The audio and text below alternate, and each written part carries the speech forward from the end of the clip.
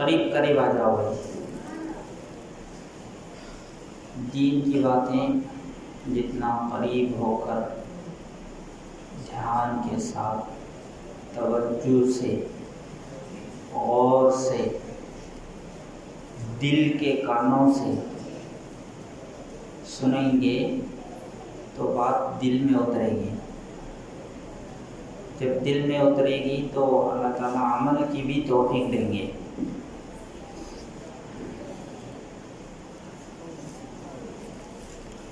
آدمی جب سنیما دیکھنے جاتا ہے تو قریب سے قریب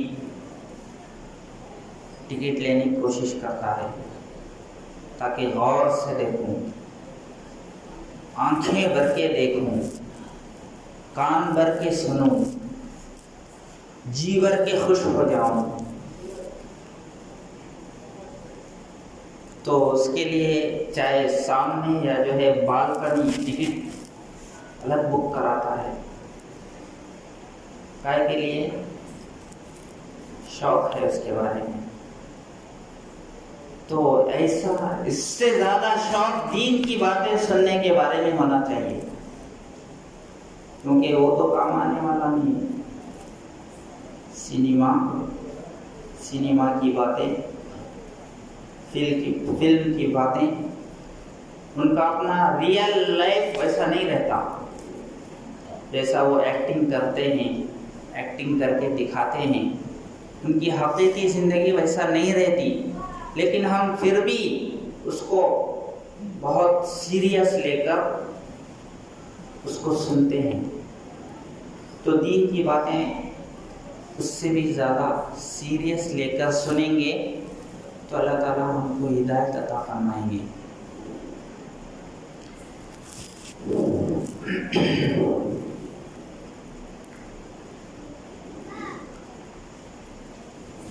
نحمده ونصلي على رسوله الكريم.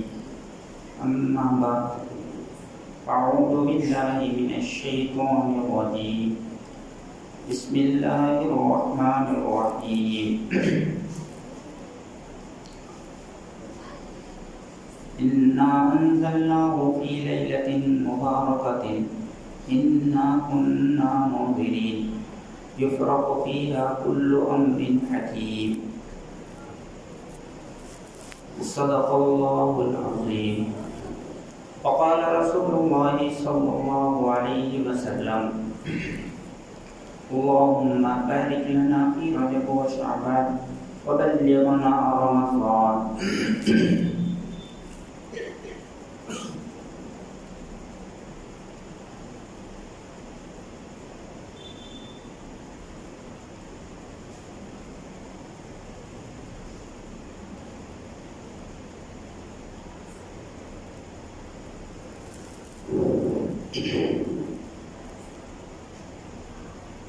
قریب آ جاؤ بھائی. ابھی کہاں آنا ہے سمجھ میں نہیں آیا شاید. بھائی گھر میں بھی ٹی وی دیکھے تو کہاں بیٹھتے؟ ٹی وی ایک روم میں ہے، میں ایک روم میں ہوں، ایسا ہوتا کیا؟ بالکل سامنے بیٹھتے، دور بیٹھ کو دیکھتے کیا ٹی وی؟ ٹی وی سے اتنی محبت ہے اور دین کی باتوں سے اتنی نفرت ہے کیا؟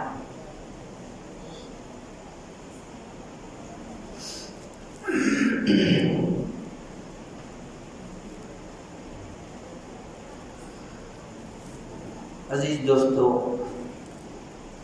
بھائیوں، بزرگوں، اللہ تبارک و تعالیٰ کا بڑا فضل ہے، اس کا احسان ہے کہ اللہ تبارک و تعالیٰ نے اپنے گھر میں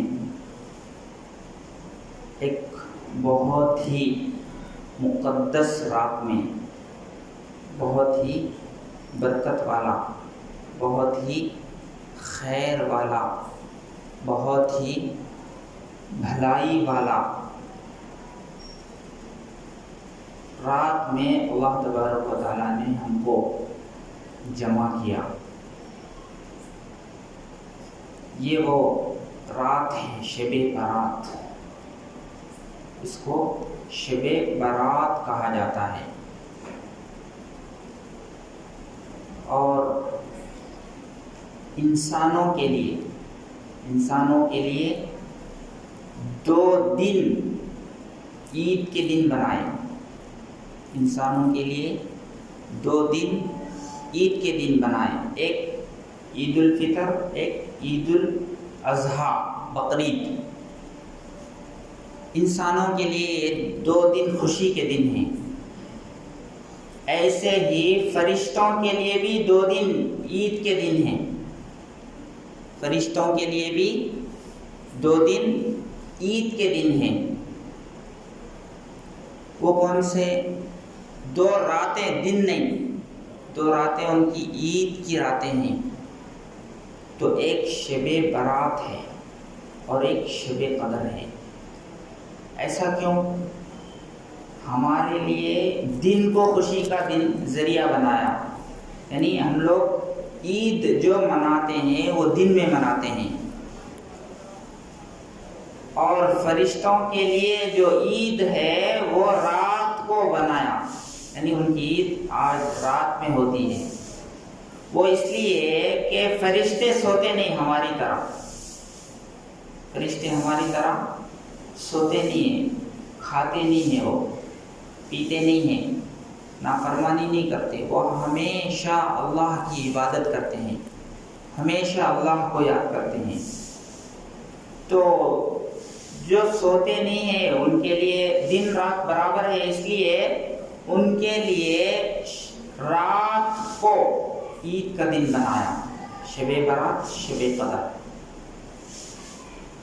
تو آج شب برات ہے. تو لوگ اس کو نہ جانے کیا کیا نام سے یاد کرتے ہیں. کوئی بڑوں کی عید کہتا ہے، کوئی کچھ کہتا ہے، بڑی رات کہتا ہے. حالانکہ اس کا نام شب برات ہے، بڑوں کی عید نہیں ہے. عید صرف اسلام میں 2 ہی ہے، رمضان، بقرعید. عید الفطر، عید الاضحیٰ. اس کے علاوہ کوئی اور عید نہیں ہے. تو یہ شب برات کیوں اللہ نے دیا ہم کو؟ شب برات کیوں دیا گیا؟ اس میں ہم کو کیا کرنا چاہیے؟ اس کی فضیلت کیا ہے؟ اور یہ شعبان کے مہینے میں ہی کیوں ہے؟ دوسرے مہینے میں بھی ہو سکتا تھا. تو ہمارے نبی صلی اللہ علیہ وسلم، آپ صلی اللہ علیہ وسلم شعبان کے مہینے میں اکثر روزے رکھا کرتے تھے. یعنی رمضان کے بعد جس مہینے میں آپ صلی اللہ علیہ وسلم سب سے زیادہ روزے رکھتے تھے وہ شعبان ہے. شعبان کے مہینے میں کثرت سے روزہ رکھتے تھے. حضرت عائشہ رضی اللہ تعالیٰ عنہ نے حضور صلی اللہ علیہ وسلم سے پوچھا، اللہ کے رسول، آپ رمضان کے بعد کسی اور مہینے میں زیادہ روزہ نہیں رکھتے، لیکن شعبان میں بہت زیادہ روزہ رکھتے ہیں آپ، کیا بات ہے؟ اس کی کیا وجہ ہے؟ تو آپ صلی اللہ علیہ وسلم نے ارشاد فرمایا کہ شعبان کے مہینے میں بندوں کے اعمال، بندوں کے سال بھر کے اعمال، سال بھر کے کاموں کا رپورٹ اللہ کے پاس پیش کیا جاتا ہے. سال بھر اس نے کیا کیا ہے، سال بھر اس نے کتنے گناہ کیا ہے، سال بھر اس نے کتنی نیکیاں کیا ہے، وہ پورا رپورٹ شعبان کے مہینے میں اللہ کے پاس پیش کیا جاتا ہے. تو میری چاہت یہ ہے کہ جب میرا اعمال اللہ کے سامنے پیش ہو، میرا رپورٹ، سال بھر کا رپورٹ میرا اللہ کے سامنے جائے، تو میری خواہش یہ ہے کہ میں روزے سے رہوں، روزے کی حالت میں میرا رپورٹ پہنچے، اس لیے میں کثرت سے روزہ رہتا ہوں اب شعبان میں۔ اور تو شعبان گویا کہ رمضان ویسے تو 15 دن کے بعد شروع ہونے والا ہے، لیکن رمضان کے شروع ہونے سے پہلے ہی رمضان کی برکتیں شعبان ہی سے شروع ہو جاتی۔ وہ کیسے؟ مثلا جو ہے سورج ابھی نکل رہا ہوتا ہے، سورج ابھی نکل رہا ہوتا ہے تو ایسا محسوس ہوتا ہے نکلتے وقت گویا کہ سورج نکل گیا، یعنی روشنی آ گئی ہے ایسا محسوس ہوتا، حالانکہ پورا نکلا نہیں ہے۔ تو ایسے ہی رمضان ابھی آیا نہیں ہے، لیکن رمضان کی برکتیں رمضان سے پہلے ہی آنا شروع ہو جاتی ہے اور دکھنا شروع ہو جاتی ہے۔ تو شعبان کا مہینہ بہت ہی اہم مہینہ ہے، اس میں ہمارا پورا رپورٹ، ویسے تو جو ہے روز رپورٹ پہنچاتے فرشتے، ہمارا روز رپورٹ پہنچاتے۔ کچھ فرشتے جو ہے ہفتے میں ایک مرتبہ پیر اور جمعرات میں، جمعرات کے دن ہمارا رپورٹ پیش ہوتا ہے اللہ کے سامنے، اسی لیے حضور صلی اللہ علیہ وسلم پیر اور جمعرات کو روزہ رکھتے تھے۔ تو روز بھی ہوتا ہے، ہفتے میں ایک مرتبہ ہوتا ہے، اور سال میں ایک مرتبہ شعبان میں ہوتا ہے رپورٹ، ہمارے اعمال کا رپورٹ اللہ کے پاس پہنچتا ہے۔ تو اس میں کیا حکمت ہے وہ کسی کو نہیں معلوم، اللہ کو ہی معلوم ہے۔ یہ الگ الگ شکلوں میں جو رپورٹ ہمارا فرشتے اللہ تک پہنچاتے ہیں، اس کی کیا حکمت ہے ہم کو معلوم نہیں۔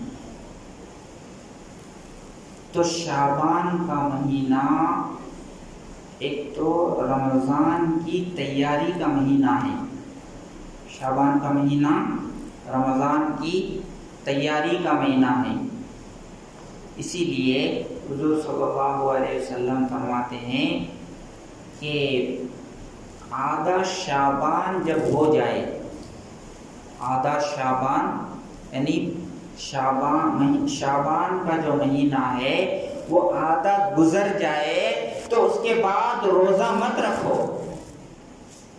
رسول صلی اللہ علیہ وسلم نے کیا کہا؟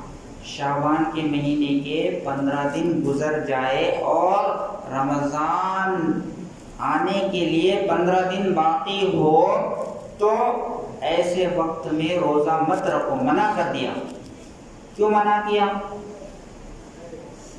یہ رمضان کی تیاری کے لیے، کائے کے لیے منع کیا؟ رمضان کی تیاری تم سے آسان ہو جائے، رمضان کے روزہ رکھنا تمہارے لیے بھاری نہ ہو۔ اگر کوئی بیمار ہے تو دوا وغیرہ کھا کر کے فٹ ہو جائے، اچھا ہو جائے، صحت مند ہو جائے، تاکہ رمضان میں پورے روزے رکھ سکے۔ اور اگر کسی کا سفر کا ہے، سفر کرنے والا ہے رمضان میں، تو اپنے سفر کو پہلے ہی موقوف کرے، یعنی پہلے اس کو پورا کر لے رمضان شروع ہونے سے پہلے، کیونکہ رمضان میں سفر اگر کرے گا، رمضان میں اگر سفر کرے گا تو ایک قرآن نہیں سن پائے گا۔ ایک قرآن سننا پورے رمضان میں سنت ہے۔ اب یہاں ہے، کل جو ہے گنٹور چلا گیا تو وہاں الگ پارا چلتا ہے، یہاں الگ پارا چلتا ہے، تو اب جو ہے ڈسکنیکٹ ہو جاتا، پورا قرآن نہیں سن پاتا ہو، ایک قرآن پورا مکمل نہیں سن سکتا۔ اس لیے جو ہے ایک قرآن تراویح میں ایک مکمل قرآن سننا سنت ہے، کمپلیٹ، اس میں آدھا ادھر آدھا ادھر نہ ہو۔ اس لیے کسی کو سفر پر جانا ہے، سفر کچھ کام ہے تو وہ رمضان سے پہلے نمٹا لے اور تراویح ایک ہی جگہ پڑھے تو اس کا قرآن کمپلیٹ ہو جائے گا۔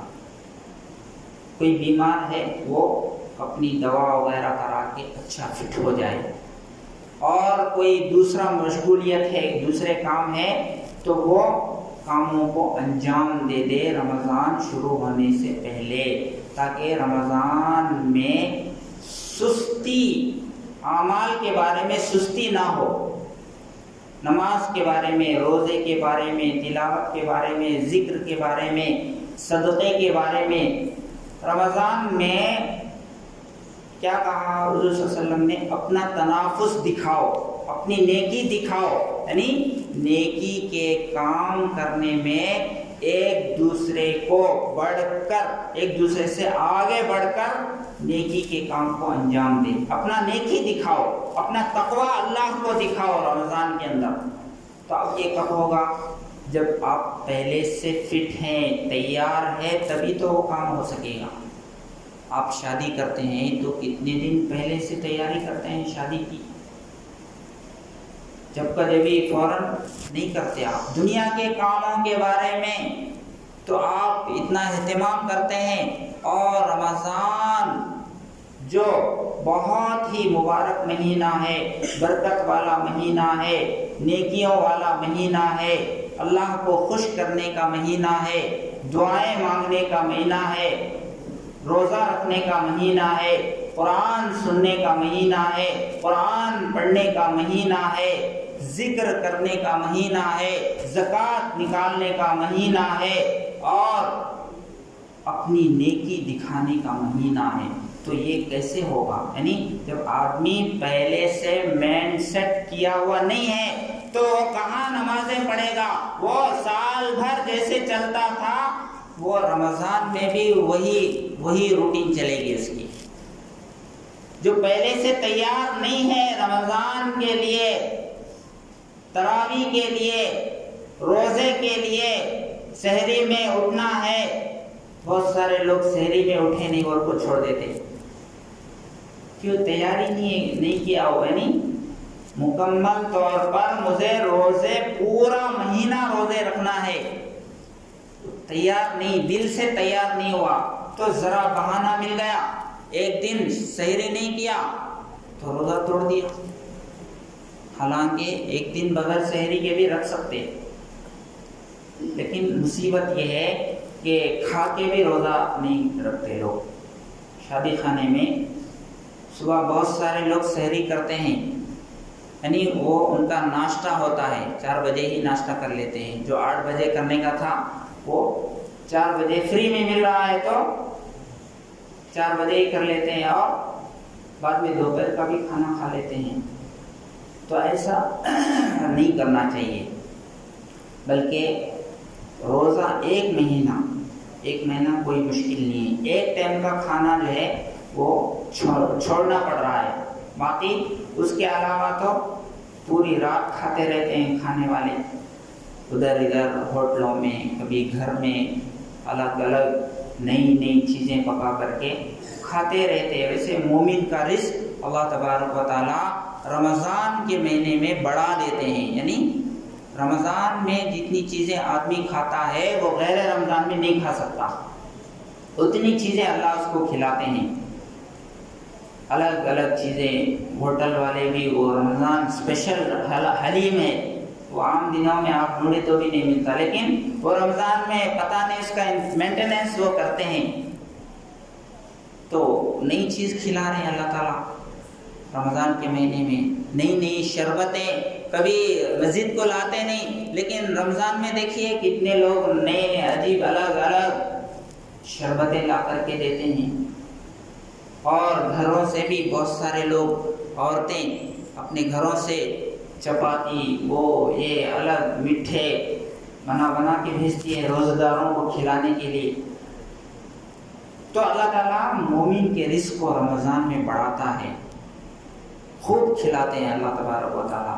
بظاہر دیکھنے میں ایسا معلوم ہوتا ہے کہ ہم بھوکے رہتے ہیں، لیکن سب سے زیادہ کھاتے ہیں رمضان میں ہی، کیونکہ بالکل کوالٹی والا کھاتے ہیں رمضان میں، غیر رمضان میں اتنا کوالٹی والا نہیں کھاتے، لیکن رمضان میں کھجور کتنا کوالٹی ہے، وہ اس کے اندر کتنا پاور ہے، کتنا وٹامنس ہے اس کے اندر، کتنے فائدے ہیں کھجور میں۔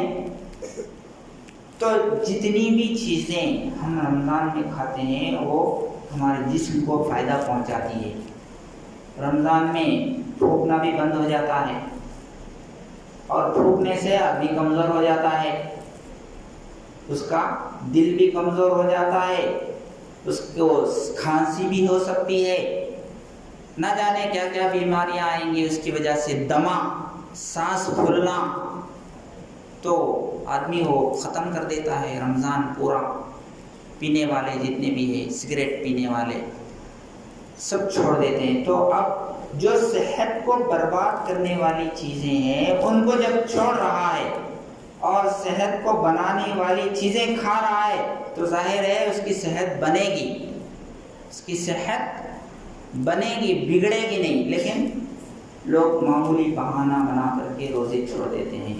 تو یہ شعبان کا مہینہ رمضان کی تیاری کے لیے اللہ نے دیا ہے، اس لیے شاپنگ کرنا ہے، کپڑے لینا ہے، اپنے گھر والوں کے، بچوں کے، بیوی کے، رشتہ داروں کے، ماں باپ کے،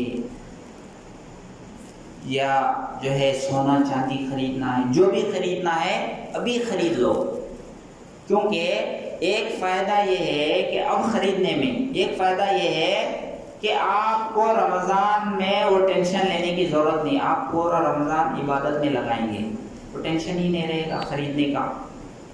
دوسرا فائدہ یہ ہے کہ مارکیٹ میں رمضان میں ریٹ بڑھا دیا جاتا ہے، مارکیٹ میں چیزوں کی ریٹیں بڑھ جاتی ہے، فروٹس کے ریٹ بڑھ جاتے ہیں، کپڑوں کے ریٹ بڑھ جاتے ہیں، چپل کے ریٹ بڑھ جاتے ہیں، ٹوپی کی قیمت بڑھ جاتی ہے۔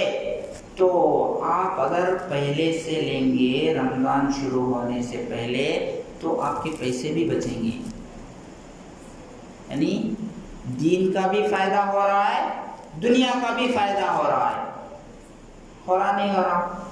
تو اس لیے بہت سارے لوگ کپڑے لینے کے چکر میں، وہ یہ لینے کے چکر میں پورا رمضان برباد کر دیتے ہیں، حالانکہ کپڑے لینے کے لیے رمضان ملا ہے کیا؟ جوتے لینے کے لیے رمضان ملا ہے، گھڑی لینے کے لیے رمضان ملا ہے، یہ تو پرانے کپڑوں سے بھی عید ہو جائے گی۔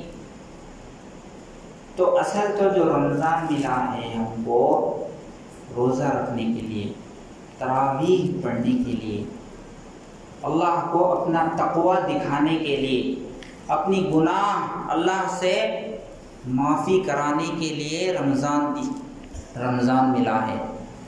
لیکن ہم اس کو شاپنگ میں لگا کر کے اب ویسے بھی جو ہے رمضان کو برباد کرنے کے لیے دشمن بہت ساری چیزیں ایجاد کر رہا ہے۔ جیسے اب عین رمضان کا موقع ہے، کرکٹ کا میچ شروع ہو گیا، 2020 کا ورلڈ کپ کا میچ شروع ہو گیا، تو اب بہت سارے لوگ اس میں لگ جاتے ہیں، جن کو اس سے دلچسپی ہے، اس میں لگ کر کے نہ نمازوں کی پرواہ، نہ افطار کی پرواہ، نہ سحری کی پرواہ۔ رات میں اب کہیں میچ چل رہا ہے، رات میں 2 بجے 3 بجے وہ دیکھے سو گئے، پھر اس کے بعد اٹھے، فجر بھی ہو گئی، سحری بھی ہو گئی، سب کچھ ہو گیا۔ اب جب اٹھے تو کیا ہوگا؟ روزہ بھی گیا، فرض نماز بھی گیا، اب وہ کہاں سے روزہ رکھے گا؟ تو یہ رمضان کو برباد کرنے کے لیے دشمن رمضان میں مسلمان عبادت نہ کرے، اس کے لیے ایسی باہر سے حملے بھی ہوتے ہیں ہمارے اوپر، لیکن مسلمان سمجھتے نہیں اس کو۔ تو ان سے بھی بچنا ہے، ان سے بھی کیا ہے؟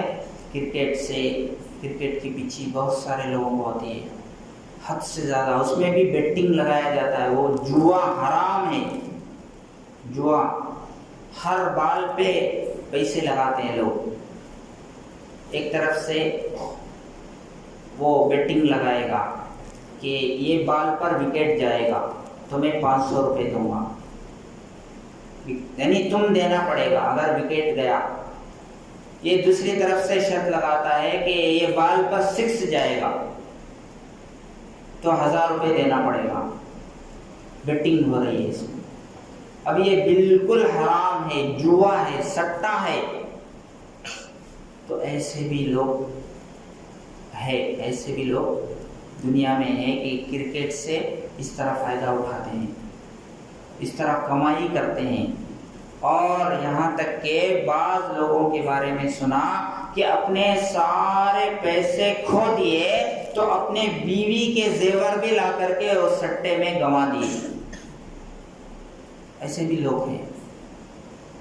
تو ان تمام چیزوں سے بچنا ہے۔ رمضان شروع ہونے سے پہلے، رمضان میں بھی خاص کر کے رمضان میں نگاہوں کی حفاظت ہو، کانوں کی حفاظت ہو، زبان کی حفاظت ہو۔ صرف پیٹ کا روزہ نہیں ہے، آنکھوں کا بھی روزہ ہے، دل کا بھی روزہ ہے۔ دل میں خیالات کیسے آ رہے ہیں، دل کے اندر خیالات روزے کی حالت میں کیسے آ رہے ہیں، اس کا بھی روزہ ہے۔ دل کا بھی روزہ ہے، دماغ کا بھی روزہ ہے، ہاتھوں کا بھی روزہ ہے، پیروں کا بھی روزہ ہے کہ رمضان کے مہینے میں روزے دار تھیٹر کو نہ جائے۔ تھیٹر کو جائے گا تو پیروں کا گناہ، پیروں کا روزہ ٹوٹ گیا۔ تھیٹر کو گیا تو آنکھوں کا روزہ بھی ٹوٹ گیا، اس لیے کہ وہاں بے حیائی دیکھتا ہے۔ کانوں کا روزہ بھی ٹوٹ گیا، اس لیے کہ گانے سنتا ہے۔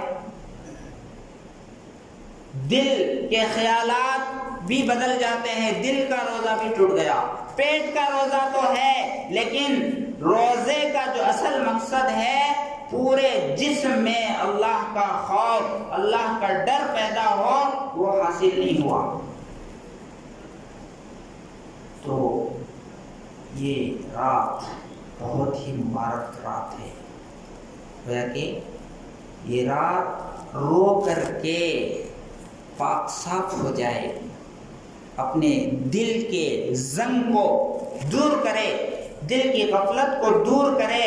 اور رمضان آ رہا ہے تو اب میں اللہ کے قریب ہو جاؤں گا، مسجد کے قریب ہو جاؤں گا، غفلت میں نہیں رہوں گا، روزے پورے رکھوں گا، پوری نمازیں جماعت کے ساتھ ادا کروں گا، تراویح ایک بھی نہیں چھوڑوں گا۔ بہت سارے لوگ شروع میں آ جاتے ہیں، ایک 3-4 دن 4-5 صف ہوتے ہیں پیچھے تک، وہاں تک بہت۔ اس کے بعد 2 ہی صف، جیسے فرض نمازیں میں 2 صفیں ہوتی تھی، 2 ہی صفیں آتے ہیں۔ اسی لیے رمضان ملا ہے، 3 دن پڑھو اس کے بعد غائب ہو جاؤ۔ کیا ہمارے نبی ایسا کیے؟ کیا صحابہ اکرام ایسا پڑھتے تھے، ایسا رمضان گزارتے تھے؟ وہ تو غیر رمضان میں بھی قرآن نفل میں پڑھتے تھے، تہجد میں پڑھتے تھے، ایک قرآن 2 رکعت میں ختم کرتے تھے۔ ہم کو ایک پارہ سننے نہیں ہو رہا ہے، 1 گھنٹہ نہیں دے سک رہے ہم رمضان میں تراویح کے لیے۔ ہم کیسے مسلمان ہیں؟ وہ نوافل میں پڑھ رہے ہیں، غیر رمضان میں قرآن اتنا شوق سے پڑھ رہے ہیں کہ 2 رکعت میں پورا قرآن ختم کر رہے ہیں، لیکن ہم کو 1 گھنٹہ رمضان میں دینے کی توفیق نہیں۔ بھاگ رہے ہیں دنیا کے پیچھے، کمانے کے پیچھے۔ 1 مہینہ کمانے سے نہیں رہ سکتے۔ جیل میں گئے تو کیا کرو گے؟ پیر ٹوٹ گیا تو کہاں کماؤ گے؟ ہاسپٹل میں ایڈمٹ ہو جاؤ گے تو کیا کماؤ گے؟ بیمار پڑ جاؤ گے، بیڈ پر پڑ جاؤ گے تو کیا کماؤ گے؟ نہیں، بھاگیں گے دنیا کے پیچھے۔ رمضان میں بھی دنیا، حالانکہ رمضان ایمان بنانے کے لیے آیا ہے، رمضان دین بنانے کے لیے آیا ہے، رمضان آخرت بنانے کے لیے آیا ہے، قبر کو سنوارنے کے لیے آیا ہے، اللہ کو راضی کرنے کے لیے آیا ہے اور اس میں بھی جو ہے دنیا کے پیچھے پڑ رہا ہے، تو کتنا بڑا محروم آدمی ہے، کتنا بڑا بدبخت آدمی ہے جو رمضان جیسے مہینے میں عبادت کی توفیق نہیں مل رہی اس کو۔ تو اس لیے سب لوگ روزے رکھیں گے نا؟ یعنی آواز ہی نہیں آ رہی، نہیں رکھنے والے زیادہ ہیں جیسا دکھ رہا۔ رکھو میرے بھائی، روزہ نہیں، روزہ رکھو گے تو مرو گے نہیں، مرو گے تو انشاءاللہ سیدھا جنت میں جاؤ گے۔ روزہ رکھ کر کے اگر مرو گے تو سیدھا جنت میں جاؤ گے۔ لیکن لوگ کیا کہ بیمار ہو جاتا کہ مر جاتا کہ پھسپھسا ایمان ہے، ہمارا ایمان پھسپھسا ہے۔ اگر پختہ ایمان ہوتا تو صحابہ دیکھو کیسے تھے، ان کو گرمی کا روزہ بہت پسند تھا، کہتے ہیں گرمی کا روزہ بہت پسند مجھے رکھنے کے لیے، وہ ترستے تھے۔ لیکن ہم کو گرمی کا روزہ مل رہا ہے تو ہمیں پیچھے ہٹ جا رہے، کہاں مر جاتا کہ کہاں بیمار ہو جاتا کہ کچھ نہیں ہوتا۔ اس خالی ہماری ذہن، ہم کھا کھا کو اپنے ذہن کو ایسا بنا لیے، سال بھر کھا کھا کے، روزہ رکھ کے عادت نہیں نا۔ جس کو عادت ہو جاتی ہے تو پھر روزہ چھوڑنے پر اس کو بہت افسوس ہوتا ہے۔ کوئی بہت بڑی دولت اس سے چھین لیا گیا ہو، ایسا محسوس ہوتا ہے جس کو روزہ رکھنے کی عادت ہو اور اس سے کبھی اتفاقاً چھوٹ جائے، کسی بیماری کی وجہ سے چھوٹ جائے۔ لیکن جن کو عادت نہیں ہوتی ہے تو ماشاءاللہ اٹھے کٹے رہتے ہیں، چلتے ہیں پھرتے ہیں، پھر بھی روزہ نہیں رکھتے۔ تو پورے لوگ رکھیں گے رمضان میں روزہ؟ اللہ آسان فرمائے، اللہ توفیق عطا فرمائے۔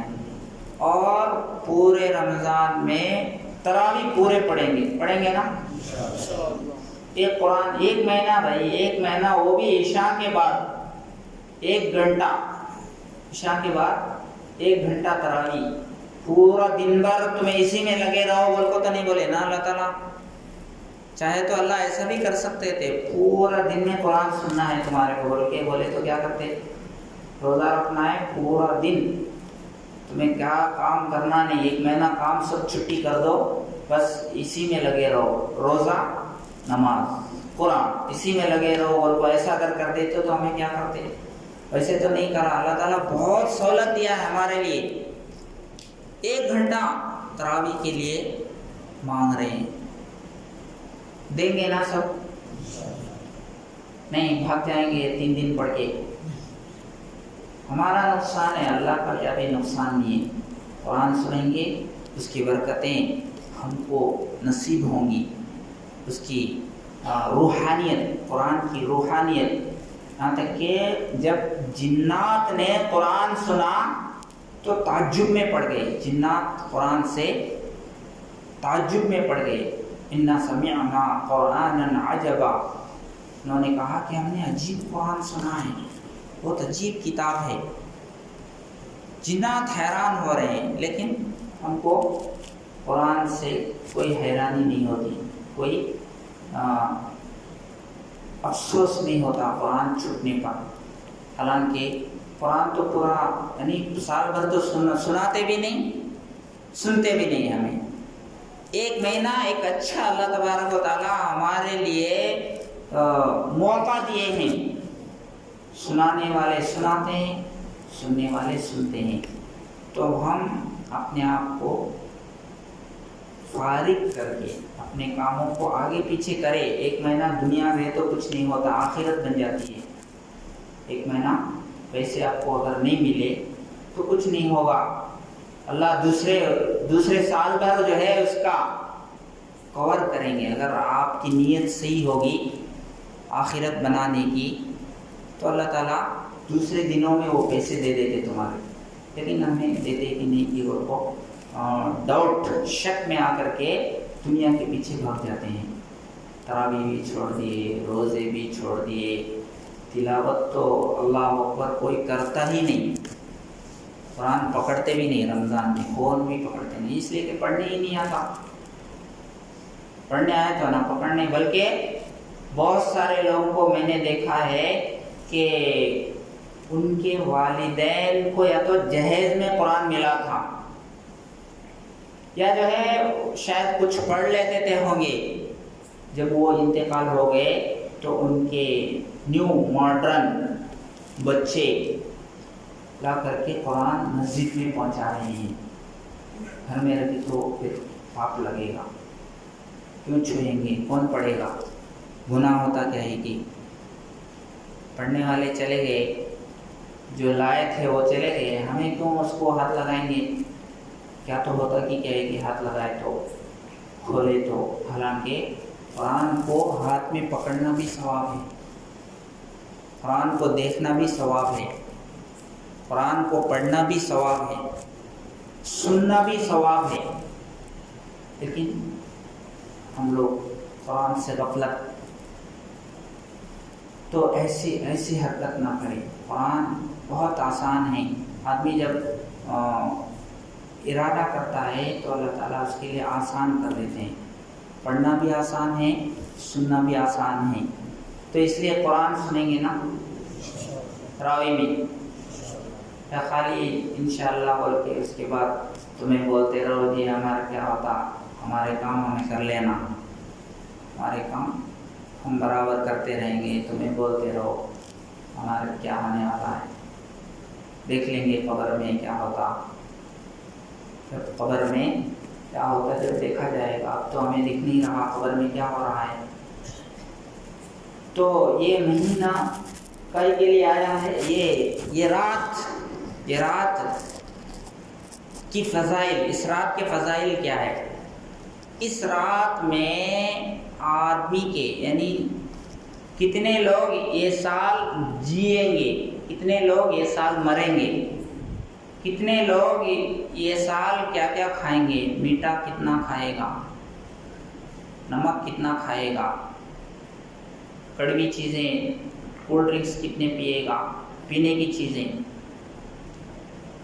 شراب نہیں، کولڈ ڈرنکس بولے تو شراب نہیں، پینے کی چیز، تو وہ سب لکھ دیا جاتا ہے، لکھ کر کے کس کی شادی ہونے والی ہے، کس کو بچے ہونے والے ہیں، کس کو نوکری ملنے والی ہے، کس کو کتنا فائدہ ہونے والا ہے، کس کو کتنا نقصان ہونے والا ہے یہ سال، وہ بھی لکھ دیا جاتا،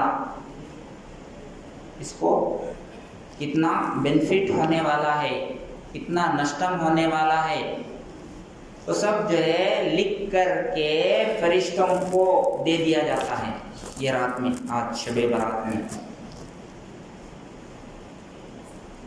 اور اس رات میں حضور صلی اللہ علیہ وسلم قبرستان گئے تھے، ایک ہی بار گئے زندگی میں کتنی بار؟ ایک ہی بار گئے۔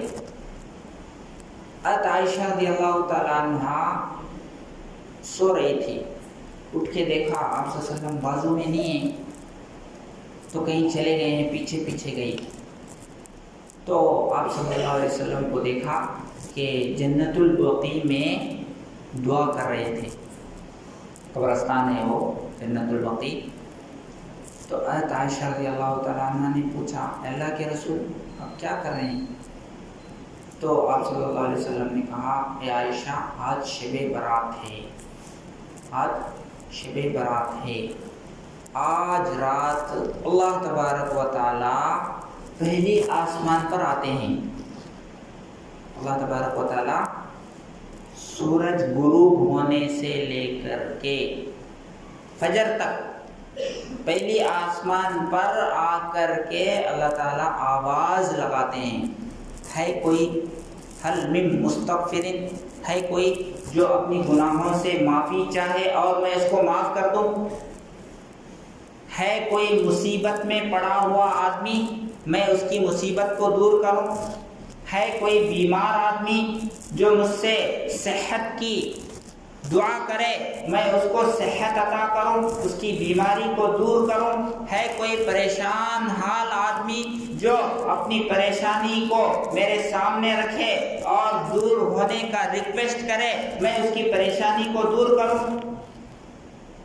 آواز لگاتے ہیں. اللہ تعالیٰ خود پہلے آسمان پر آ کر کے آج کی رات آواز لگاتے ہیں. اور بنو بکر کے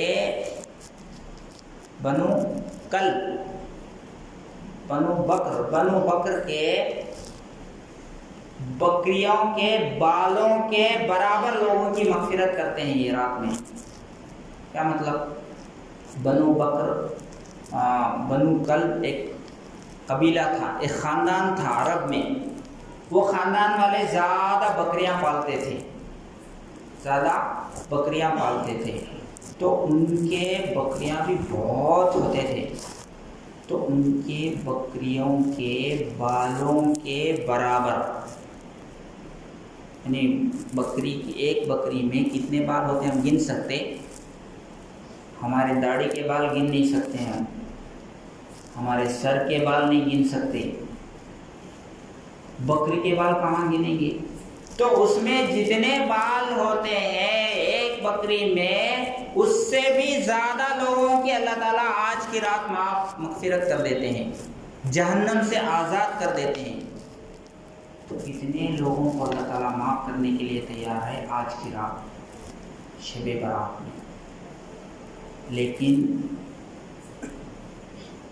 کچھ لوگوں کی آج کی رات بھی مغفرت نہیں ہوتی. کچھ لوگوں کی آج کی رات بھی مغفرت نہیں ہوتی اللہ ہے کہ توبہ کریں. اس میں سے ایک ہے شرابی، شراب پینے والا. شرابی کی مغفرت نہیں ہوتی، معاف نہیں کرتے آج کی رات میں. تو شراب کتنا بڑا گناہ ہے، حرام ہے، حرام. انما الخمر والمیسر والازلام والانصاب رجز من عمل الشیطان. شراب اور جوا، بیٹنگ، یہ شیطان کے اعمال میں سے ہے.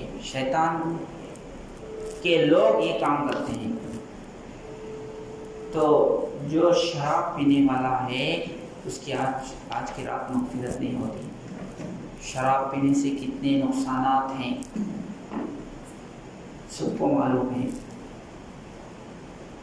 لیکن مسلمان، سب سے زیادہ مسلمان شراب پی رہا ہے. ایمان والے سب سے زیادہ، ہر گھر میں کوئی نہ کوئی شراب کی عادت والا ہے. بچے مکتب کو آتے ہیں تو بولتے ہیں ہمارے ابا پیتے ہیں، ہمارے ابا پیتے ہیں. تو بچوں کو نہیں بولتا ہوں، آپ منع نہیں کرتے، بولے تو نہیں سنتے. اب کیا حال ہوگا؟ بچے بھی وہی عادت ڈال لیں گے. باپ خود سگریٹ پیتا ہے تو باپ جو ہے خود بیٹے کو پیسے دے کے بھیج رہا ہے، سگریٹ کی ڈبی منگا رہا ہے، ماچس منگا رہا ہے. اور جب یہی بیٹا سگریٹ کا عادی بن جاتا ہے یا وسکی برانڈ کا عادی بن جاتا ہے تو باپ روتا ہے کہ یہ عادت اس کے اندر کیسے آ گئی، یہ سگریٹ پینے والا کیسا ہو گیا. گٹکا یہ خود اپنے ہاتھ سے اپنے چھوٹے بچے کو جو ہے بھیج کے منگا رہا ہے، تو کیا اس کا اثر نہیں ہوگا؟ اس کا بچے پر اثر نہیں ہوگا؟ باپ خود اپنے بچے کو خراب کر رہا ہے. باپ خود ماں کو چھوٹے بچے کے سامنے گالیاں دے رہا ہے، گندے گندے گالیاں دے رہا ہے. تو بچے سے یہ توقع رکھنا کہ یہ قرآن کے الفاظ یاد کرے، قرآن کے سورے اس کے زبان سے نکلے، یہ کیسے ہو سکتا ہے؟ 24 گھنٹے گالیاں دے رہا ہے اور بچے سے یہ توقع رکھ رہا ہے کہ میرا بچہ قرآن کی سورے سیکھے، دعائیں اس کو یاد ہو. آپ سکھاتے تو سیکھتا ہو، لیکن آپ نے نہیں سکھایا. تم خود اس کو خراب عادتوں میں مبتلا کر رہے ہو. اپنے بچوں کو تم خود بھی برباد ہو رہے ہو، اپنے بچوں کی زندگی بھی برباد کر رہے ہو، ان کو تم خود غلط راستے پر چل رہے ہو اور اپنے بچوں کو بھی غلط راستہ دکھا رہے ہو۔ تم خود سینما دیکھ رہے ہو، بچوں کو بھی سینما کا راستہ دکھا رہے ہو، تو کیا وہ مسجد کو آئے گا؟ کیا وہ نماز کو آئے گا؟ کیا وہ قرآن پکڑے گا؟ کیا وہ ذکر کرے گا؟ جو راستہ تم نے اس کو بتایا ہے اسی راستے پر چلے گا۔ تو اب آدمی خود سوچے کہ میں اپنے بچوں کو کون سے راستے پر چلا رہا ہوں؟ کیا قرآن کے راستے پر چلا رہا ہوں؟ جنت کے راستے پر چلا رہا ہوں؟ جہنم کے راستے پر چلا رہا ہوں؟ انبیاء کے راستے پر چلا رہا ہوں؟ صحابہ کے راستے پر چلا رہا ہوں یا شیطان کے راستے پر چلا رہا ہوں؟ خود ہر آدمی اپنے بارے میں فیصلہ کر سکتا ہے۔ ہر آدمی خود اپنے گھر کے نگہبان ہیں، ذمہ دار ہے۔ میں اپنے گھر والوں کو کون سے راستے پر چلا رہا ہوں خود سوچ سکتا ہے۔ تو یہ رات شرابی کی مغفرت نہیں ہوتی، اس لیے ہم میں سے کسی کو یہ عادت ہے تو اللہ کے واسطے چھوڑ دو، توبہ کر لو۔ اے اللہ، میں غلط راستے پر تھا، میں غلط کام کر رہا تھا، اللہ تو نے میرے منہ کو پاک بنایا، میرے منہ کو پاک بنایا، میرے پیٹ کو پاک بنایا، پاک غذا، پاک چیزیں اندر پہنچانے کے لیے منہ بنایا ہے، ناپاک چیزیں پہنچانے کے لیے نہیں بنایا، گندی چیزیں پہنچانے کے لیے نہیں بنایا۔ منہ ہے یہ موری نہیں ہے، گٹر نہیں ہے کہ اس میں شراب پہنچایا جائے، اس میں گٹکا ڈالا جائے، اس میں تمباکو ڈالا جائے، اس میں سگریٹ کی بدبو جو ہے پہنچایا جائے۔ منہ ہے یہ۔ اسی لیے جب بچہ پیدا ہوتا ہے تو اس کو شراب نہیں چٹاتے، اس کو کھجور جو وٹامن والا ہے، شہد جو شفا والا ہے۔ شہد کے بارے میں اللہ نے کیا کہا قرآن میں؟ فیہ شفاء، شہد میں شفا ہے، کھجور میں شفا ہے، کھجور سے وٹامنس ملتا ہے، جسم کو پاور ملتا ہے۔ ایسی چیز بچے کو چٹانے کے لیے کہا گیا۔ اگر اللہ کے رسول چاہتے تو شراب چٹانے کے لیے کہتے، لیکن ناپاک چیز جائز نہیں ہے۔ آج مسلمان اس کو پی کے مست ہو رہا ہے، ناپاک چیز کو اپنے منہ میں ڈال کر کے، پیٹ میں پہنچا کر کے بے ہوش ہو رہا ہے۔ اس لیے آج کی رات توبہ کریں، میں آئندہ سے شراب نہیں پیوں گا۔ توبہ کریں گے نا؟ اور آج کی رات مشرک کی مغفرت نہیں ہوتی۔ آج کی رات مشرک، شرک کرنے والا، اللہ کی ذات میں یعنی اللہ کے ساتھ کسی اور کو پارٹنر سمجھنے والا۔ کیا مطلب؟ اللہ جیسے بچے دیتا ہے، بچے دینا اللہ کے ہاتھ میں ہے۔ دوسرے کسی بابا کو سمجھ لیا کہ یہ بھی بچے دیتے ہیں، اسے اللہ تعالیٰ بیمار کو شفا دیتے ہیں۔ کسی اور انسان کو وہ درجہ دے دینا کہ یہ بھی شفا دیتے ہیں، یہ بھی ہمارے خراب کاموں کو بناتے ہیں۔ اللہ بھی بناتے ہیں، یہ بھی بناتے ہیں، پارٹنر کر دیے دونوں کو۔ یہ اللہ کو پسند نہیں، شرک بولتے ہیں اس کو۔ ایک یہ ہے، دوسرا ہے کہ اللہ کی بھی عبادت کر رہا ہے، اللہ کو بھی خدا سمجھ رہا ہے، دوسرے دیوی دیوتا کو بھی خدا سمجھ رہا ہے۔ یعنی نماز بھی پڑھ رہا ہے، چرچ میں بھی جا کر کے وہاں بھی عبادت کر رہا ہے، وہ بھی خدا ہے، یہ بھی خدا ہے۔ یہ پارٹنر ہو گیا، حالانکہ اللہ کے ساتھ کوئی شریک نہیں ہے۔ قل هو اللہ احد، اے محمد صلی اللہ علیہ وسلم آپ کہہ دیجئے کہ اللہ ایک ہے، اللہ الصمد، اللہ بے نیاز ہے، یعنی اس کو کسی کی ضرورت نہیں ہے، کسی کی مدد نہیں لیتا وہ کوئی کام کرنا چاہتا ہے تو کسی کا ہیلپ لینے کی اس کو ضرورت نہیں ہے۔ اللہ الصمد، کسی چیز کی بھی ضرورت نہیں ہے اس کو، فرشتوں کا بھی محتاج نہیں ہے وہ۔ اللہ الصمد لم یلد ولم یولد، نہ اس کو کسی نے جنا ہے نہ وہ کسی سے جنا ہے، یعنی اس سے کوئی جنے ہیں، یعنی اس کا باپ بھی نہیں ہے، اس کا بیٹا بھی نہیں ہے۔ اللہ کا نہ باپ ہے، نہ ماں ہے، نہ بیٹا ہے، نہ دادا ہے، نہ بیٹی ہے، نہ بیوی ہے۔ اللہ لا الہ الا هو الحی القیوم لا تأخذہ سنۃ ولا نوم، اللہ کو نیند بھی نہیں آتی، اللہ تھکتا نہیں ہے، اللہ سوتا نہیں ہے، اللہ کو بھوک نہیں لگتی، اللہ کو پیاس نہیں لگتی، کسی چیز کی اللہ محتاج نہیں ہے۔ تو اللہ لیس کمثلہ شیء، اللہ کی طرح کوئی ہو ہی نہیں سکتا دنیا میں۔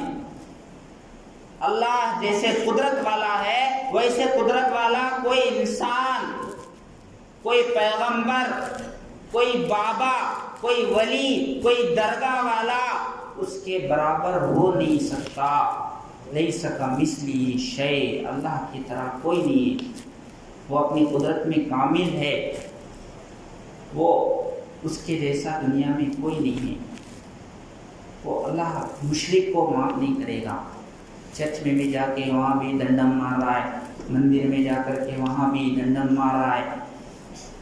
بہت سارے مسلمان بھی جاتے ہیں مندروں میں، وہاں ذرا دکھا تو ہاتھ جوڑ دیے، حالانکہ ان کے خدا کون ہے؟ جانوروں کو انہوں نے خدا بنا لیا۔ ہنومان ہے، ہنومان کون سا ہے؟ کون ہے وہ؟ انسان ہے کیا؟ بندر، باندرا، اس کو پیچھے سے ایک سونڈ بھی ہے اور چہرہ بندر کا ہے، اس بندر کو خدا بنا لیے۔ گنپتی ہے، گنپتی ونائکڑو، ہاتھی کو خدا بنا لیے۔ جانور ہے نا، وہ بھی جانور کی پوجا، گائے کی پوجا کر رہے ہیں، گائے کا پیشاب پی رہے ہیں۔ اور مسلمان بھی جو ہے انہی کی جیسا دیکھا دیکھی، شاید یہ بھی خدا ہو سکتا، یہ بھی اللہ ہے، تو ان کی پوجا کرے گا تو ایمان چلا جائے گا۔ مشرک بولتے اس کو۔ ان اللہ لا یغفر ان یشرک بہ ویغفر ما دون ذلک لمن یشاء، اللہ تعالیٰ شرک کو معاف نہیں کرتا، سارے گناہوں کو معاف کر سکتا ہے، چوری کو معاف کر سکتا ہے، زنا کو معاف کر سکتا ہے، جھوٹ کو معاف کر سکتا ہے، قتل کو معاف کر سکتا ہے، شراب پینے کو معاف کر سکتا ہے، لیکن اللہ کی ذات میں کسی اور کو خدا سمجھتا ہے تو یہ اللہ کو پسند نہیں ہے، معاف نہیں کرتا، ہرگز معاف نہیں ہوگا یہ، اللہ ہے کہ توبہ کرے۔ آج سے میں شرک کرتا تھا، میں فلاں کو خدا کا درجہ دیتا تھا، یہ اگر کوئی کرتا تھا تو آج کی رات توبہ کر لے، ورنہ اس کی مغفرت نہیں ہوتی، اس کے گناہ معاف نہیں ہوتے۔ 2 ہو گئے، ابھی بہت لمبی فہرست ہے، کن کن گناہوں، یعنی کون سے لوگ ہیں جن کی آج کی رات مغفرت نہیں ہوتی، کون کون سے لوگ ہیں جن کی آج کی رات مغفرت نہیں ہوتی، لمبی فہرست ہے۔ تو 2 تو معلوم ہو گئے نا، شرابی، مشرک، اس کی مغفرت نہیں ہوتی، اس لیے ہم توبہ کریں، اللہ کے ساتھ کسی کو شریک نہ کریں، اللہ کے سامنے ہی یہ سر جھکے، کسی اور کے سامنے سر نہ جھکے، کسی اور کے سامنے یہ ہاتھ مدد کے لیے نہ اٹھے، اللہ سے مدد مانگے۔ ایاک نعبد و ایاک نستعین، اے اللہ ہم آپ ہی کی عبادت کرتے ہیں، آپ ہی کی پوجا کرتے ہیں اور آپ ہی سے مدد چاہتے ہیں، آپ ہی سے مدد مانگتے ہیں۔ سورہ فاتحہ میں اقرار کر رہے ہیں لیکن احساس نہیں ہے، جا کر کے دوسروں سے بھی مدد مانگ رہے ہیں درگاہوں کے پاس، اے شیخ عبد القادر جیلانی میری مدد فرما، اے علی مدد فرما، اے فلاں مدد فرما، اے غوث پاک، نہ جانے کیا کیا لوگ درگاہوں پہ جا کر کے مانگتے ہیں اور سمجھتے ہیں کہ وہ درگاہ والے یہ کرے وہ کرے، یہ ہوا، کوئی کچھ نہیں کرتے، وہ خود محتاج ہے، وہ خود انسان تھے، وہ کچھ نہیں کر سکتے۔ لیکن چونکہ ہمارا یقین ایسا بنا ہوا ہے، ایسا یقین ہم نے بنا کے گیا، تو آدمی جیسا آدمی گمان کرتا ہے اللہ تعالیٰ فیصلے بھی ویسے ہی کرتے ہیں۔ یہ عقیدہ بنا کے گیا کہ میں وہاں جاؤں گا تو مجھے بچے ہوں گے، وہاں جاؤں گا تو میرا خراب ہوا سو کام بن جائے گا، یہ ارادے سے گیا تو جیسا ارادہ یہ کرتا ہے اللہ تعالیٰ فیصلے بھی ویسے ہی کراتے ہیں۔ اب اس کا یقین غلط بن جاتا ہے کہ دیکھو سب بھی پھرا، نمازیں پڑھا، سب کچھ کرا، اللہ سے مانگا، لیکن ہوا نہیں کام، وہاں گیا تو ہو گیا، بس انہوں ہے اصل، وہ خدا ہے، وہ بڑی پاورفل ہے، پاورفل بابا ہے، پاورفل آدمی ہے، پاورفل درگاہ ہے۔ ایسا غلط عقیدے جو ہے غلط بنا لے رہا آدمی۔ تو عقیدہ صحیح رہنا جنت میں جانا بولے تو، عقیدہ خراب رہے گا تو جنت میں نہیں جا سکتا۔ عمل میں کوتاہی ہو رہی تو الگ بات ہے، لیکن عقیدے میں خرابی اگر ہے تو پھر ایمان کا مسئلہ ہو جائے گا، ایمان اس کا گڑبڑ ہے۔ تو آج کی رات عبادت کیا کریں گے؟ آج کی رات کیا عبادت کریں گے؟ حضور صلی اللہ علیہ وسلم نے ارشاد فرمایا اذا كانت لیلۃ النصف من شعبان قوموا لیلها وصوموا نہارها۔ حضور صلی اللہ علیہ وسلم نے ارشاد فرمایا جب 15ویں شب ہو شعبان کا، جب 15ویں شب ہو تو اس کی رات میں عبادت کرو، یعنی اس میں ذکر کرو، نمازیں پڑھو، کوئی مخصوص عبادت نہیں ہے۔ بہت سارے لوگ مل کر کے سورہ یاسین 3 مرتبہ پڑھنا، یا جو ہے جماعت سے نفل نماز پڑھ لیتے ہیں بہت سارے، ایسے رمضان میں تراویح پڑھی جاتی ہے، ایسی کوئی چیز ثابت نہیں ہے، انفرادی عبادت ہے۔ آپ کو جتنا دلچسپی ہے عبادت سے اتنا دلچسپی کی یعنی دکھائیے، نماز میں کتنا آپ کو انٹرسٹ لگ رہا ہے اتنا نماز پڑھیے، ذکر میں کتنا انٹرسٹ لگ رہا ہے تھوڑا ذکر کر لیجئے، تھوڑا درود پاک پڑھیے ہمارے نبی پر، تھوڑا تلاوت کیجئے، تھوڑا دعاؤں میں اپنا وقت لگائیے، اللہ سے مانگنا چاہیے۔ ہم اللہ سے مانگتے ہی نہیں، سارے دنیا والوں سے مانگتے ہیں، وہ اگر ریجیکٹ کرے تو بھی مانگنا نہیں چھوڑتے، لیکن اللہ سے نہیں مانگتے۔ اللہ تو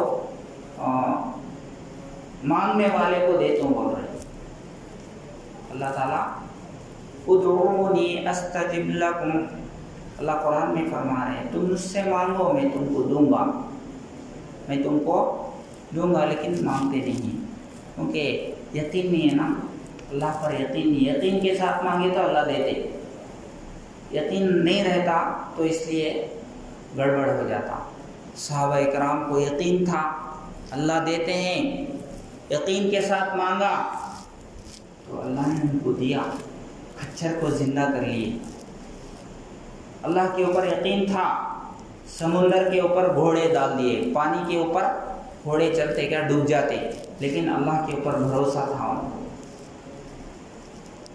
تو عبادت گھر میں کرنا چاہیے، عبادت گھر میں یا مسجد میں بھی کر سکتے ہیں، گھر میں کریں گے تو زیادہ فائدہ ہوگا، آپ کے گھر والے بھی جاگیں گے، ان کو بھی ایک جو ہے سبق ہوگا، کہ آج رات جاگنا چاہیے، عبادتیں کیسا کرنا چاہیے، ان کو بھی سبق ہوگا، ان کو ورنہ کون تعلیم دے گا؟ تو اور ہمارے نبی صلی اللہ علیہ وسلم کے گھر والوں کو دیکھیں آپ، ہمارے نبی صلی اللہ علیہ وسلم کے گھر والے یعنی آپ صلی اللہ علیہ وسلم کی بیویاں، صفیہ رضی اللہ تعالیٰ عنہ، حضرت صفیہ رضی اللہ تعالیٰ عنہ فرماتی ہیں کہ میرے پاس 4000 گٹلیاں تھی کھجور کی، میرے سامنے 4000 گٹلیاں رکھی ہوئی تھی، میں ان گٹلیوں پر تسبیح پڑھ رہی تھی، میں ان گٹلیوں پر کیا کر رہی تھی؟ تسبیح پڑھ رہی تھی۔ کون؟ نبی کی بیوی۔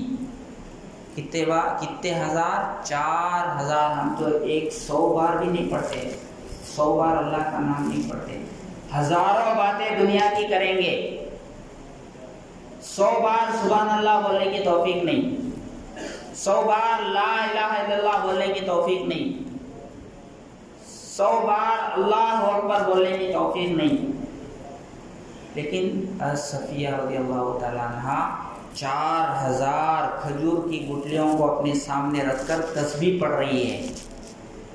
حضور صلی اللہ علیہ وسلم آئے، دیکھے کیا کر رہے ہو؟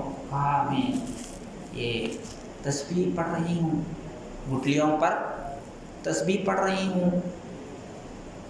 تو حضور صلی اللہ علیہ وسلم نے کہا کہ جب سے میں آیا ہوں میں ایسا کلمہ پڑھا ہوں کہ وہ کلمہ تم اب اس وقت سے جو بیٹھ کے پڑھے ہو اس سے بھی زیادہ اس کا ثواب ہے بول کے بولے۔ تو انہوں نے کہا اللہ کے رسول مجھے بھی سکھائیے کیا کلمہ ہے وہ، یعنی کلمہ کم لیکن ثواب زیادہ، وقت کم ثواب زیادہ۔ تو حضور صلی اللہ علیہ وسلم نے فرمایا سبحان اللہ عدد ما خلق من شیء، یہ تسبیح پڑھا کرو، یہ تسبیح سبحان اللہ، بولو سبحان اللہ عدد ما خلق من شیء، یہ تسبیح میں نے پڑھا ہے، یہ تسبیح تمہارے تسبیح سے بھی بڑا ہوا ہے، سکھایا حضور صلی اللہ علیہ وسلم نے اپنے گھر والوں کو۔ ایسے ہی حضرت جویریہ رضی اللہ تعالیٰ عنہ آپ صلی اللہ علیہ وسلم کی بیوی ہے، وہ فرماتی ہے کہ حضور صلی اللہ علیہ وسلم فجر کی نماز کے لیے مجھے چھوڑ کے گئے، فجر کی نماز کے لیے مجھے چھوڑ کے گئے۔ تو اس سے ایک سبق یہ بھی مل رہا ہے کہ حضور صلی اللہ علیہ وسلم کے گھر والے بھی فجر کی نماز نہیں چھوڑتے تھے، حضور بھی نہیں چھوڑتے تھے، لیکن ہم میں سے کتنے لوگ پڑھتے ہیں؟ ہر آدمی کو معلوم ہے۔ تو حضرت جویریہ رضی اللہ تعالیٰ عنہ فرماتے ہیں کہ آپ صلی اللہ علیہ وسلم مجھے فجر کی نماز کے پڑھنے کے لیے چھوڑ کے گئے۔ تو حضور صلی اللہ علیہ وسلم واپس آئے، کب آئے؟ چاشت کی نماز کے بعد آئے، بولے تو تقریباً 9 بجے، 9 ساڑھے 9 بجے آئے، اور حضور صلی اللہ علیہ وسلم نے دیکھا کہ ان کی بیوی جویریہ رضی اللہ تعالیٰ عنہ اسی حال میں بیٹھی ہوئی ہے جس حال میں چھوڑ کر گئے تھے، یعنی نماز پڑھ لی تھی، ذکر کرتے ہوئے بیٹھی ہے 8 6 7 8 9 ساڑھے 9 تک کتنے ذکر کریں گی؟ ہمارے گھر میں کرے گا کوئی تو عورت لمبی تلاوت کری، کبھی ہماری بیوی یا ہماری بیٹی یا ہماری بہن لمبی تلاوت کری انہیں؟ ہاں اتنا، اس سے زیادہ ٹائم تو سیریل کے سامنے، ٹی وی کے سامنے گزر سکتا ہے، لیکن تلاوت میں، ذکر میں نہیں گزرے گا۔ تو چاشت کے وقت آئے، یعنی 9:30 بجے حضور صلی اللہ علیہ وسلم نے پوچھا کیا کر رہے ہو؟ کہا کہ میں اس وقت سے اب تک ذکر میں مشغول ہوں۔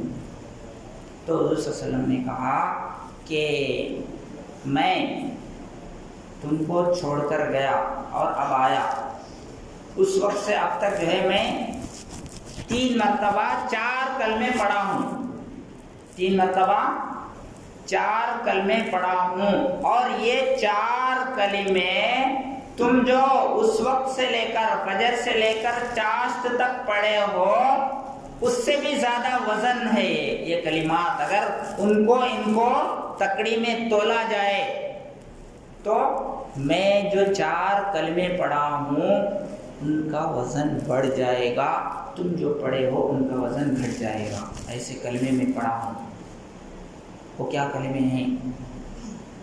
سبحان اللہ و بحمدہ عدد خلقہ و رضا نفسہ و زینت عرشہ و مداد کلماتہ۔